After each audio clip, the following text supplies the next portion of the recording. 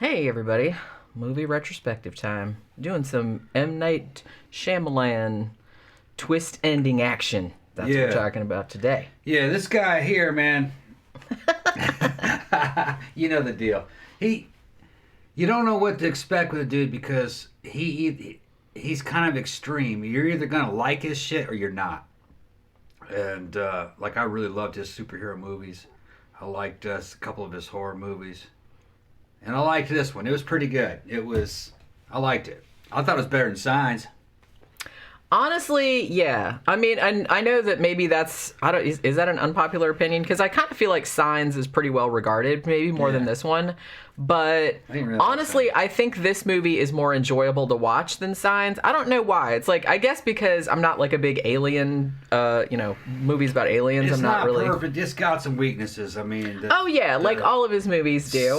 Some of the dialogue's too lengthy. A bunch of stuff that you don't really need. It's more like in certain spots, it's more like a stage play than it is a movie. You know what I mean? It's telling and not showing. But then it does do some cool shit. And it reminded me a lot of Midsummer in some ways. It felt like a Midsummer, about a cult. That's what it felt like. But yeah, I guess a little bit, yeah. I kind of feel like maybe the Robert Eggers movie, The Witch, it kind of has a similar vibe to this. Yeah. Even though that was more straight up a horror movie. But yeah, so we're talking about The Village, which you had never seen this. No. And somehow, even though it came out in 2004, you did not know what the twist was. Mm. So I actually saw this in the theater back in 2004. And I remember thinking it was like, okay. I didn't love it, but I thought it was like pretty good. But then in subsequent years, I didn't see it. And then I kept sort of hearing a lot of people shitting on it. And then I was like, yeah, maybe it did kind of suck. And I remember it being okay. Like I said, I didn't think it was great, but I thought it was pretty good. But I was interested to watch it again, knowing what the twist was, to see if it sort of recontextualizes it, which it kind of does, I have to say. It's got Sigourney Weaver in it. It's got the dude from Predators. What's that guy's name? Adrian Brody. Yeah. See, she knows It's got that Adrian dude in it. It's got who else is in this thing? It's even Joaquin Phoenix is in it. Joaquin Phoenix is in it. It's got William Hurt is in it. It's got the dude from the Kung Fu movie that I like. I totally forgot that Jesse Eisenberg has a very, very small part in this. Some people don't like Eisenberg. I think Eisenberg's a fucking genius. The two that Vivarium and Art of Self-Defense, I think they're masterpieces. Just love them. But I had totally forgotten. Well, I guess in 2004, Jesse Eisenberg wasn't super, super on the radar. Because I know that he'd been in The Social Network, but I think that came out after that. So, but it was funny to see him because I'm like, hey, that's Jesse Eisenberg. Yeah, it's a bit part, but he's in it. Yeah, he barely has any lines. He's just a guy in the village. There's a lot of people you recognize, and you probably don't know their names. But yeah, so I kind of feel obviously, I feel like even people that haven't seen this movie probably know what the twist is. Got Ron Howard's daughter in it too. Yeah, she's kind of starring. But yeah, this is her first movie actually. Yeah, she's good in it. She's actually really good in it. I think she's kind of one of the best things about it. Yeah. But so like I said, it was interesting watching it again, knowing what the twist was. And like I said, we're gonna spoil it. So if you somehow avoided, like Tom somehow did, avoided knowing what the twist was. No.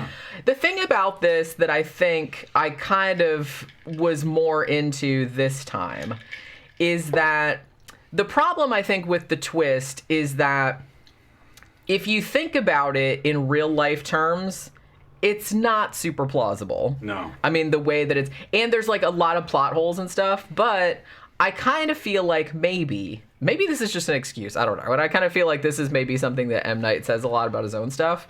I kind of feel like you have to go into this movie and approach it like an allegory or like a fairy tale rather than getting all logically, because there's a lot of really, really big plot holes in this. And like I said, if you think about the way that the twist, everything that would have to happen for that twist to be plausible. I just don't see. I'm not saying it's impossible. I'm just saying that it's really, really implausible. It might have seemed possible at the time that he thought this up, as long as you didn't think about it too much. There are certain places in the United States where you don't have that many planes flying over, but planes are going to fly over this bitch. Yeah. Doesn't matter where you are. True. And it doesn't matter how big the wildlife reserve. All right. It's taking place in basically like a cult that lives in a real enclosed encampment, and it's like the 1800s. It's supposed to be 1897. It's supposed to be 1897. It says on the gravestone. And everybody pretty much there, except some of the elders and the kids, think that it is 1897. It isn't, though. It's modern time, and it's a cult that's trying to withdraw from the fucking crime and the kind of like the tragedies of modern life. They were all victims of some kind of crime. Yeah, that's where they all met each other, Right. like in a victim survivor group, Right. and then they all got together and said, hey, let's, William Hurt's character, he's like the elder, Yeah. and the implication being, I don't know if they super go into this, but he's kind of like, I guess his grandfather had a shit ton of money, Yeah. and had this piece of land that Right. was big enough and kind of remote enough that they could kind of close it off. Yeah, so they build this 1800s town, and they only bring in 1800s stuff, and they had kids there. And the kids don't know that they don't know that it's not the 1800s. And on the outside of it, they have a whole security company with a cover story that's trying to protect it, what they think is It's a wildlife preserve, yeah. But that's not what it is. It's a cult. And they don't know. They don't know what's in there, which is not that plausible. A lot of stuff isn't plausible about it in the long terms. Now, if the elders were taking a more of a active role in dealing with the security people in the outside world, I would then believe it. But they seemed to be like they sequestered in there too, like they weren't going out. You know what I mean? Like they could have easily gone out and gotten supplies, like medical supplies, and come back and made a story about that. To me is kind of like the biggest plot hole, the because easiest way to do it. Well, that's what I'm saying about how I think that you need to approach this movie, because like I said, there's a lot of really cool shit about this movie, and honestly, I think that it got kind of like mixed reviews at the time. Like it made a lot of money. It's aged well. Like it was successful, but I think a lot of the criticism of it at the time was like, well, there's all these big plot holes. Like the biggest plot hole being, well, why send the blind girl, Right. Ivy, out into the modern world to get medicine when one of the elders could just sneak out Yeah. and go and like And no one would know. And because it seems like the only reason that was like preventing them from doing that was like all the elders, we made a pact that we were never going to leave. And I'm like, yeah, but if your kid's gonna die, Right, well, at the very beginning, one of the elders, his kid does die. Yeah. And the implication being that if they'd had modern medicine, the kid would still be alive. Yeah. So, and it's also implied, I don't think they say this outright, but it's also implied that Ivy's blindness could have also possibly been prevented by modern medicine, as could Noah, Adrian Brody's character, as could his mental impairment. Yeah. So, the thing about it though, like I said, that makes me want to say that it's more like an allegory or something like that, is that basically what this movie is saying is that, is it worth it? Like, just because you can't escape sorrow, you can't escape bad shit happening to you in the world, and it's like them actually, they had all this like crime and shit like that happen to them, like all their, so, each one of the elders had one of their relatives like in the real world in Philadelphia, I'm presuming, because that's where all his stories are set. This like were victims of crimes and were killed, and so they just said, fuck this world, we're just gonna go in this place and we're gonna act like it's Little House on the Prairie times, and and everything will be fine, and all of our children will be safe. But that's not how shit works out, because obviously, like I said, their kids died of preventable shit, and then Noah ends up like committing a crime out of jealousy, which is something that, like I said, they thought they were going to avoid. So I think kind of the whole point of the movie, and we haven't even got into the fact that the elders are straight up lying to their children, saying, well, you can't ever leave because there's monsters in the woods. Yeah. Which was another twist. The monsters were not real. Yeah, they dressed up like monsters, though. Yeah, I mean, and actually the costumes were pretty cool, I gotta say. But so these kids have grown up with an illusion their entire lives. Yeah, they're trying to protect them and shit. And they're trying to protect innocence. That's what they were trying to do. Yeah, and like I get that. Like and a lot of parents have that. But I think the whole point of the story was that you can't really do that. You know what I'm saying? Not long term. Not long term. Even though at the end of the movie, it is implied that they intend to stay there and continue the lie. Because Ivy goes out and gets the medicine, but she's blind. She can't see. She didn't see the road. She didn't see the car. She just heard the dude's voice, and he gave her the medicine, and she went back to the village. not really being any the wiser. And she also didn't know that the quote-unquote monster that she killed in the woods was Noah in a costume. Yeah. Even though she did know that the monsters weren't real. But then, see, that's another thing that I kind of feel like, and some people have pointed out, even people that are defending the movie, they said what M. Night should have done, maybe, was made it so that, because they said it's really weird how the scene where Ivy is being stalked by Noah, who she doesn't know is Noah, in the monster costume in the woods, that it's like that would have been more impactful for the audience had we not already been informed that the monsters were not real. Yeah. And the thing about it, too, was that she knew that the monsters weren't real, but then William Hurt's character, her dad, like, gave an out, like, oh, well, we based the monsters on legends about monsters in the woods. So there was still some plausible deniability. Oh, well, maybe there were really monsters out there, even though most of them were fake. But so I guess that's what she thought. But I think it would have been more impactful if they'd have just switched that scene to like to earlier, like before you knew that the monsters were not real. That's all I'm saying. Yeah, it didn't matter. It wouldn't have improved the movie that much. I mean, it was a good movie. But you know what I mean. I don't think it would have changed it that much. Maybe. I think that what happened with this movie, and I experienced this as well, because like I said, I saw this in the theater. Obviously M. Night came out with The Sixth Sense, which was like a monster fucking hit. It made like $700 bajillion, on a very, very modest budget. And that's still a great movie. That's still, that still holds up.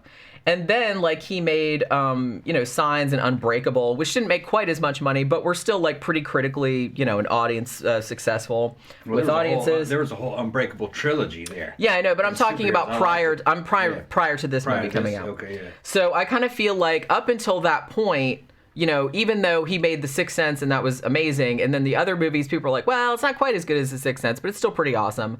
This movie seemed to be the turning point where M. Night started to become like on like a downward slide. You know what I'm saying? Because I kind of feel like people saw this. The problem is, and we've talked about this before, and I think we talked about this when we were talking about The Sixth Sense, is that he came to be known as the twist guy. The twist guy. So now it's kind of like you can't even, and that's what I mean when I say I think it was actually better for me to watch The Village a second time, knowing what the twist was, so you could actually appreciate the movie without sitting there trying to figure out what the twist is. You know what I'm saying? Yeah. So I think that's better to like do, and that's why I liked watching The Sixth Sense a second time too, because knowing what the twist is, you can actually appreciate it a lot more because you can see how it was all constructed. And I think the same thing was true here. But the thing about it, so this came out, another thing that's interesting too, and I saw another critic point this out, was that up to this point in his career, M. Night had always made movies that were very much grounded in the real world, but then introduced a supernatural element, usually as the twist. Yeah. You know what I mean? Like, oh, Bruce Willis was dead the whole time, or, right. Whatever, Bruce Willis was a superhero, or whatever. So he introduces supernatural elements. This one inverted that to the sense where they set it up like it was supernatural, like a monster movie, but then it was like Scooby-Doo ending. It was like they weren't real. Oh, and also, it's the modern day, and it's not 1897. You know what I mean? So it's like two twists. So it was kind of interesting how he tried to invert it. And I think at the time it didn't really work. And I think one of the problems too, and I think even M. Night brought this up, is that because prior to this he'd always kind of done horror or sci-fi type movies, this was absolutely marketed as a horror film. Yeah, and it's not quite a horror movie. And it's not really. And because I remember the trailers being like, oh man, that looks really cool. Because the whole setup was like there was this creepy village and it was like in the middle of nowhere and there's all these monsters in the woods and there was like in the trailers like all the, you get glimpses of the thing with like the red cloak on and like all the people with yellow cloaks. And I'm like, man, that looks pretty cool. And it looks pretty creepy. And like the first part of it is creepy, but you have to approach it. It's not a horror movie. Not really. Not really. It's honestly kind of like a love story or kind of like a drama. But yeah, it needed a bigger horror element probably. I mean, the tone, it reminded me a lot of Wicker Man and Midsummer, but without the folk horror part. Yeah. More like folk religion. It felt like a cult the movie. weird thing is that they weren't really religious. No. Well, it's a religion. But they weren't really. It's like a secular religion. Yeah. Their religion was to protect innocence and to keep the fucking cult together, you know. Some people have, you know what I mean? Some people say, well, if it doesn't have this in it, it's not a religion. Religions don't have to have gods in them. A lot of religions don't have gods in them. And it's like that. It's like a cult. It's like a cult religion. And it's almost kind of like worshiping the past, the 1800s. Yeah, that's exactly what it is. It's almost kind of like... But that's another thing, too, is that... And something that you sort of pointed out when we were watching the movie is that, well... You know, there are communities that do this, like the Amish and stuff. Yeah, it's like the Amish. But they don't raise their children to pretend like it's 1897 and come up with all of these. They do kind of come up with, you know, if you go to the city. Well, but they might come up with some kind of shit where everything out there is dangerous. Yeah. In a way, you know, they do that. In a way, though, they are LARPing that it's the 1800s. That's true. You can't have anything that's high tech. You got to go out there and milk cows. You got to fucking make cheese. No technology. You can't have a car. Now, they're not saying cars don't exist. They're just that's the distinction I was making. It's not part of their world. They're hire a car. They're not lying to their children and saying that totally none of that even is out there. It's basically what the Amish are doing. It's just that they just added a new veil of kind of religiosity over. They're not even going to have it at all. Like it's just not out there. You know that it is the 1800s. It's just that's just kind of what they did. Forward. And like I said, and I've kind of brought this up before, but it's like, you know, going back to 1897 is absolutely not going to solve any of your problems because holy shit. And like I said, I kind of like that the first shot of the film, which is one of the elders crying over the coffin of his dead son, who could have been saved if they had medicine, if they weren't so fucking dead set on going out to those wicked towns and like getting some goddamn. And honestly, that's another thing that only just occurred to me. They didn't even have to go to the towns. She went to the ranger station, and they had medicine there. Yeah. So it's like they wouldn't even have to go that far. No. You could just go through the woods, so they don't have to even go and associate. If their whole thing, if the elders were so afraid of, you know, well, we can't go to the towns because we'll get raped and murdered, which is, you know, unlikely.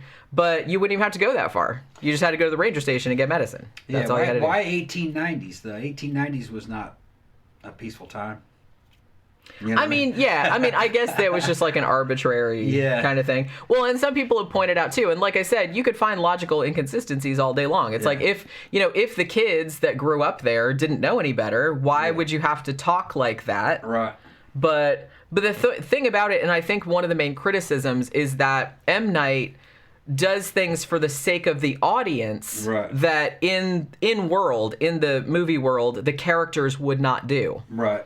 Another logical inconsistency I pointed out, I absolutely did not notice this the first time. Well, obviously I didn't notice it the first time because I didn't know what the twist was, but now I do. So Sigourney Weaver was one of the elders.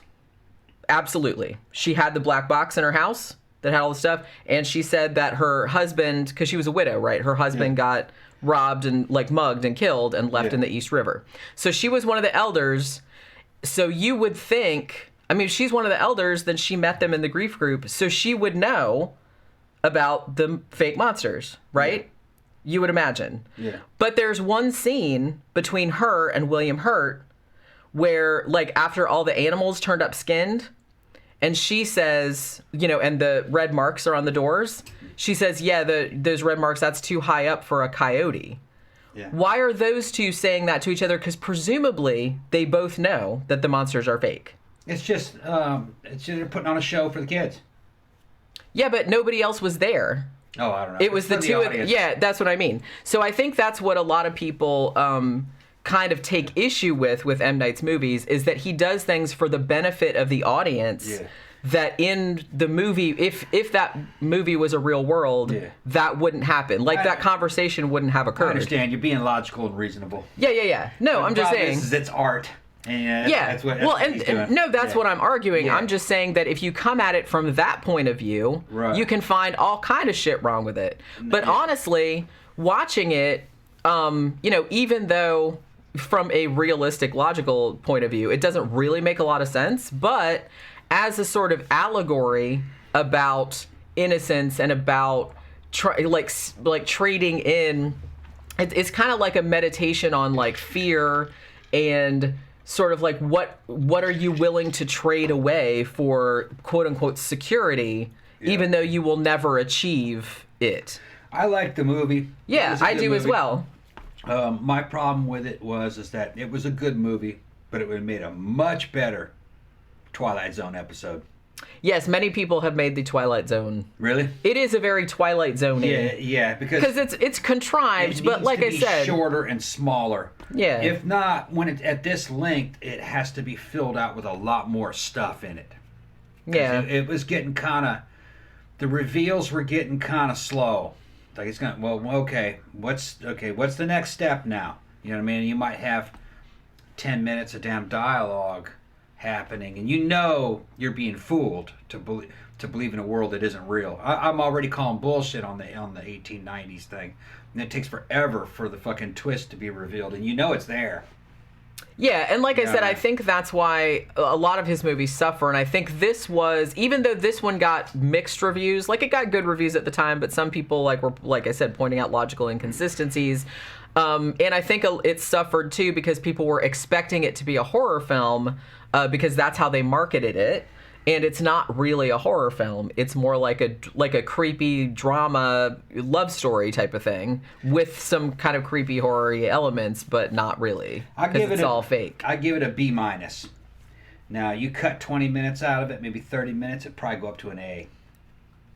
Like I said, I mean, there's a really lot that I like about this movie. I really like Bryce Dallas Howard in it. She's great.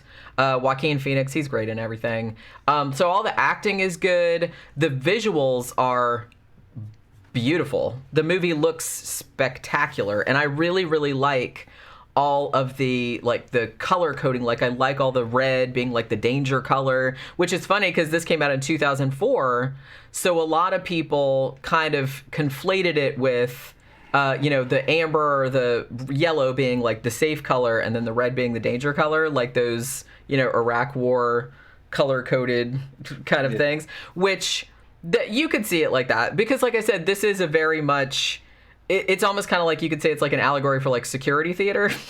because the elders think they're gonna we're gonna get away from the real world, we're gonna move to this like isolated little village where nobody's gonna come in, nobody's gonna go out, and we're keeping everybody in here by saying there's monsters like out in the woods so no one can leave. So it's that kind of thing. They're trying to scare everybody into like staying in there, but obviously, and it works for most people, but Joaquin Phoenix's character, Bryce Dallas Howard's character, whose name is Ivy, by the way, they, even though they grew up here, they are not really afraid. They're afraid of what's in the wood, but they're not so afraid that they're not curious and they want to like go out. And that's kind of like where the conflict starts. And Ivy ends up being like kind of like the bravest character. You know what I mean? Yeah. Although I think it would have been better. I don't know. Like I said, I think it would have been better for them to reveal that the monsters were fake before she went out in the woods. Because what they did, like he told everything in sort of like a linear timeline, but then he was like, she's there and her dad's going to tell her that the monsters are fake because she has to go out in the woods and he doesn't want her to be afraid, which fair enough. But he doesn't tell her that it's the modern world out there. But I don't know if that would make any sense to her, though, because it would be like out of context. Now, earlier on in this review, you said that M. Night fucking went down on a downward slope. I'm going to have to disagree. In perception, public perception, that's what I meant. Yeah, because he's ended up pretty strong, if you ask me, with that damn superhero trilogy with Chad. Although, I love those. I thought they were great. Well, the thing about it, I'm talking about just in time. Like this came out, and this kind of like I said, prior to this, most of his movies had made a lot of money. This made a lot of money. Yeah. Prior to this, most of his movies. He was the hot flavor of the day for a while. Yeah, and it's like, and they were critically well received too. This one kind of started getting mixed. And then the next one, Lady in the Water, everybody shit on that. I heard it was bad, but I haven't seen it. I haven't seen it either. Yeah. And I probably should but I just remember everybody shitting on it and saying this is the worst movie ever. Honestly, I think the movie of his that got the worst reviews was The Last Airbender, which I also haven't seen, but everybody just said that was a total fucking dumpster fire. But like I said, I haven't seen it, so I can't say. Yeah. And then he made The Happening, which is like a lot of people like it because it's unintentionally hilarious. But I don't think that anybody like seriously thinks it's a good movie. But then after that, he seemed to start coming back some. Like he made The Visit. He made Split, which was actually really well received. Yeah. So that was almost kind of like his comeback, I think. I feel like Split was maybe the comeback. Yeah. I can't remember if The Visit came out before or after. I heard that one was good too. But like I said, after this one, like I said, I liked this movie, but I didn't like it enough to keep watching his movies because all the ones that were on the downward spiral, like Lady in the Water and stuff like that, I just didn't bother with them. But revisiting this one, like I said, if you haven't seen it in a long time, but you still know what the twist is, because like I said, I feel like everybody knows what the twist is, then maybe not as many as know what the Sixth Sense twist is. But if you watch it knowing what the twist is and not expecting it to be a horror movie and just kind of approaching it like a fairy tale or an allegory, then I think it reads a lot better. Like, just try not to think too much about, like I said, try not to think about too much of the logic behind the situation where, why do they still talk like that if their kids have never been to the outside world? Why couldn't one of the elders just have gone and got medicine? Why are they more willing to let their children die than just go to the damn ranger station, which is like right through the woods? It takes like a day and bring it back. That's what I'm saying. So it just wasn't enough. I kind of feel like I think it would have been a stronger story overall if he could have found a better reason for the elders not leaving. Well, I think he just kind of showed the ridiculousness of it. You know what I mean? And maybe they're that's in denial of reality so much that they're willing to, fucking kill their kids over it. You know what I mean? That's kind of the futility of it. Maybe that could actually work because there are some people that are so up their own butts with like their religious kind of thing. Where it's like they will absolutely not get like just regular ass medicine for their kids because they're so convinced that, God's going to save them or whatever. So maybe you could argue that they're coming at it from that angle. Yeah. You know what I mean? That's what I think it was. Which, okay. I'll allow it. It's a decent movie. I don't really have much more to say about it, but I will say this. His best work is, Shattered? No, Split. No. Unbreakable. Split and Glass. And those are the best ones. Yeah, a lot of people really like those. Those are the best ones. I think I like the Sixth Sense best, but those ones are good too. His take on superheroes, I thought was fucking fantastic. Well, it's original. I mean, he's got like some really good ideas, and honestly, his visual sense and his sense of like symbolism and stuff like that is really, really good. Like the way the shots are framed in this movie, the symbolism that he uses, like one shot or a couple shots that he does in the village that I hadn't even realized until I watched it again. But there's a couple shots where like Joaquin Phoenix and Bryce Dallas Howard are just about to kiss. It's like their first kiss and it's a big love story and everything like that. And it cuts away to like an empty rocking chair. And then later on, after Bryce Dallas Howard finds him stabbed, it also cuts to an empty rocking chair. Symbolism being, eventually one of them is going to die, like going to get old and die, and one will have to live without the other one. And I was just kind of like, holy shit, I never even like caught that the first time. Yeah. Like I said, it doesn't make any sense that there'd be like an empty rocking chair in the middle of a field like that. Yeah. But like I said, he's a very symbolic filmmaker, an allegorical filmmaker. And I kind of feel like looking at the movie through that lens, instead of trying to be like, well, that would never work in real life. Yeah. I'm kind of willing to give him the benefit on the doubt on this one because, like I said, I hadn't seen this since 2004, and watching it again, I was kind of like, man, that's actually a much better movie than I remembered. Okay. And it's interesting that I had read some other pieces, like in different magazines, like a Collider and some other places, and it seems like in the last few years, especially since Old came out, which was his newest movie, a lot of people have kind of been reassessing The Village. And they're kind of saying, yeah, it's like we saw this at the time and it pissed us off because we were expecting a horror movie and we were like, oh, the twist was dumb and all this other kind of stuff. But they're like rewatching it. They're like, actually, it's pretty fucking good. You know what I mean? So people are kind of like critically reassessing it. Like I said, it was kind of like the marketing too that kind of got in trouble. So it was Unbreakable, Split, and Glass, right? Yeah. All right. Now here's something else I want to bring up with you guys. There's a possibility. I was overanalyzing it. There's a possibility that the Sixth Sense might also be in that same universe. Because, being able to interact with the dead, that's a superpower too, in a way. That's like something Doctor Strange or Mephisto or some shit like that. That might, because superpowers were also kind of like abilities. So, for all we know, the kid from The Sixth Sense might be in that universe, huh? Yeah. It could be. He does that a lot because somebody pointed out to me, in one of their reviews of The Village, that the character at the end, because you know how M. Night shows up in a lot of his own movies? Yeah. He shows up in this, but you only see in The Village, but you can only see the back of his head. And his character's name, he's the guy that kind of runs the security detail around the shit, and he knows about the people in there, but he's not supposed to tell anybody. His character's name is Jay, and he plays a character named Jay in that trilogy. Okay. So we're wondering if that's if he's the same repeating character, so all his movies are technically in the same universe. Yeah. I guess I could see that. Because I said, this is, even though this seems like a period piece, it's totally not. It's set around the same time period. And it's set in the same area because it's set in Pennsylvania. They do say that it's Pennsylvania because all his shit's in Philadelphia because that's where he's from. Yeah. But I had that pointed out to me too, that it's that character was the same. It might be the same universe. Yeah. Well, it totally could be. Yeah. I mean, this one... Which that might mean that Signs might be in the same universe. Let's just make all... They're all in the same universe. M. Nightiverse. It's the M. Nightiverse. the extended thing. But yeah, so The Village is on Hulu right now.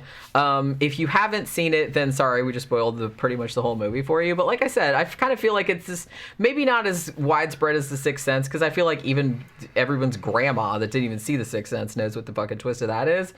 I do kind of feel like most people know what the twist is. Actually, The Village has two twists. One, that the monsters aren't real, and two, that's the modern day and not 1897. But yeah, if you haven't seen it in a long time, I think it's really interesting to watch it without already knowing what the twist is. Well, it's outside the context of the time. You're not expecting a horror movie because you haven't been hit with the advertising campaign. It's just a movie. Yeah. So you just watch it. Honestly, and I felt like I watched a few other reviews from people who saw it at the time, in the theater like I did, and they had the same experience. They said the trailers made it look like a really scary monster movie, is essentially what they... So that's what everybody went in expecting, and that's not really what it is. But I think even M. Night, like I said, at some conventions, has said that I really wish I could go back in time and redo the marketing for that, so it would more accurately reflect what kind of movie it is, so people weren't expecting. Because I kind of feel like maybe that was some of the reason that people were advertising. It wasn't really a monster movie. It was more like a love story. False advertising hate. Yeah, I think that's what it was. Well, you can't give the whole movie away, but you have to manage people's expectations too. Yeah. It's people don't really people like being surprised, but people don't want to go in expecting one kind of movie and getting a totally different kind of movie. You could take Star Wars, and if you advertise that as a movie about catching a big ass shark, it's gonna flop. I would like to see somebody do that. That would be super funny. And the first couple of minutes, get in there and you're like, "What the fuck is this?" First couple of minutes, they're on the ocean, going, "Where's that shark at?" And then it goes into space inexplicably. Yeah. That would be super funny. But yeah, marketing, it's important, kids. But yeah, so like I said, if you haven't seen it in a long time, go check it out again and let me know what you thought of it. Do you still love it? Do you still hate it? How do you feel about the twist? Let us know in the comments, and we will see you on the next one. Bye.